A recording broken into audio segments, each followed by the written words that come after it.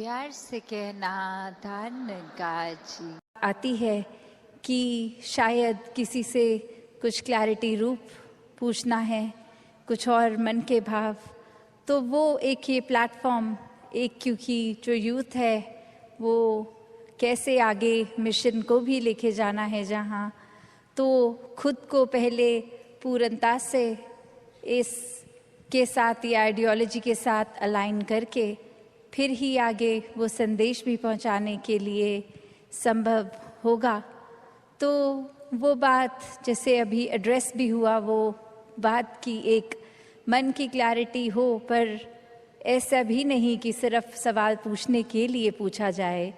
एक वाक्य ही अगर वो मन में कुछ सफाई है, कुछ चाहिए स्पष्ट होना, तो वो बात जहाँ, और अगर हम वो बात अपने जीवन में भी देखें इन जनरल, कोई भी वजह से किसी ने किसी के बारे में हमें ऐसे कहा कि एक व्यक्ति विशेष ने आपके लिए ऐसा सोच रखी, तो हम एक मिनट में भी मान जाते हैं वो बात। फिर हम अपना ओपिनियन उस इंसान के लिए वैसा ही बना लेते हैं कि ये जो बात सुनी है ये ऐसा ही हुआ होगा, और हम कभी उस इंसान से फिर वो सफाई भी नहीं मांगते हैं। हम पूछते तक नहीं हैं कि क्या वाकई ही एज अ फैक्ट आपने ऐसा कहा, और अगर कहा भी तो वो बात उत्पन्न कहाँ से हुई, हम उसके बारे में बात कर लें। पर इंसान की फितरत की उस इंसान से तो बात नहीं करेंगे, उसके पीठ पीछे उसके बारे में औरों से करेंगे।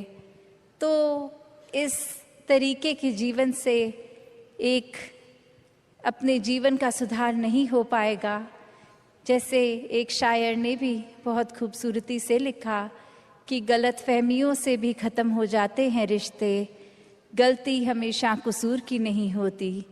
कि अक्सर ये बात ज़रूरी नहीं कि कोई गलती ही हो, एक कसूर अगर किसी का है, एक वजह, वो गलती नहीं, पर वो हमारी ही सोच, हमारी ही परसेप्शन, हमारा ही नज़रिया किसी को गलत देखने के लिए। और फिर एक वही भाव कि अगर हमने किसी को दोषी करार दे ही दिया है, एक हमने डिसीजन बना लिया है, तो फिर चाहे फैक्ट कुछ भी हो हमारी नज़र में, तो वो इंसान दोष के लायक ही है। हमने खुद ही उस इंसान को अपनी नज़र से गिरा लिया, चाहे उसने कुछ ऐसा किया हो ना किया हो। उस टाइम हम अपने दिमाग को, इस चेतनता को, ये रैशनल को भी नहीं एक सामने रखते, बस हमने सोच लिया तो हकीकत ही बन गई वो हमारी। तो अक्सर संसार में इंसान अपने बहुत सारे ऐसे सत्य बना लेता है, तो कैसे वो सच्चाई हमने सोच ली, वो कल्पना कर ली, तो वो एक हमारा ही नज़रिया, वो माय वे और द हाईवे वाली बात कि जो मेरे सोच है वही सही है, औरों की राय मैटर नहीं करती, औरों का तरीका मैटर नहीं करता। तो ऐसी सोच अगर है तो हमारी ग्रोथ कहाँ है उसमें? एक जीवन को फिर हमने इतना ही अपने आप अपनी ईगो से भर लिया, अपनी सोच से, अपने माइंडसेट को ही एक सही मानकर। तो कैसे इस जीवन में जब जिएंगे तो वो माया रूप यहाँ पे हावी होगा, क्योंकि when we are so full of ourselves, तो हम लर्निंग कहाँ से करेंगे? जबकि इस निराकार, इस दातार ने तो हर जगह इस कण कण से शिक्षा लेने का एक रूप दिया है। बस हमें वो रिसेप्टर बनना है कि ये हर जगह से जो शिक्षा मिल रही है उसको कैसे चैनलाइज किया जाए।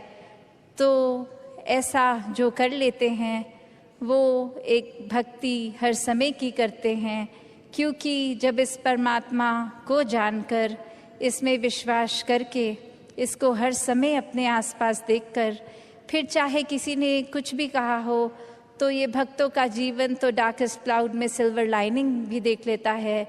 एक बिना गुण की चीज़ में से भी गुण निकाल लेते हैं। तो फिर जहाँ एक स्वाभाविक गुण बह रहे हैं, वहाँ से तो भक्त कितने ही अनेकों गुण निकाल लेंगे। तो ऐसा जीवन हमारा एक हो जाए, ताकि हर तरफ से जो शिक्षाएं हैं वही मिलें। वरना तो एक अगर अक्सर ऐसे भी जो उदाहरण देखने को मिलते हैं कि हमारी सोच इसने तो कभी ख़त्म नहीं होना, हमारी इच्छाओं ने भी कभी ख़त्म नहीं होना, एक वो सैटिस्फैक्शन, एक कंटेंटमेंट की बात, ये तो माया का ही रूप। क्योंकि अक्सर हम ये भी सोच लेते हैं कि माया सिर्फ एक मटीरियलिस्टिक चीज़ है, माया सिर्फ जो आँख देख सकती है वही है, चाहे वो एक घर हो, पैसा हो, एक और चीज़ें। पर अक्सर ये जो सूक्ष्म रूप की माया है,